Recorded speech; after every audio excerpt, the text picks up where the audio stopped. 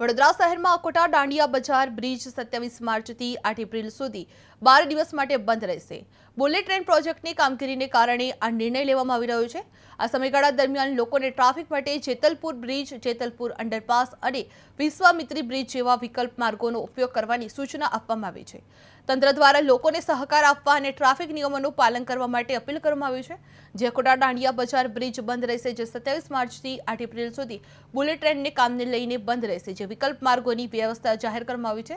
Jetalpur underpass અને વિશ્વામિત્રી ઉપયોગી બનશે, જે 27 માર્ચથી 8 એપ્રિલ સુધી બંધ રહેશે। જે બુલેટ ટ્રેન કામને કારણે બંધ રાખવામાં આવ્યું છે। જે વિકલ્પ માર્ગોની વ્યવસ્થા જાહેર કરવામાં આવી છે, જે જેતલપુર અંડરપાસ અને વિશ્વામિત્રી ઉપયોગી બનશે।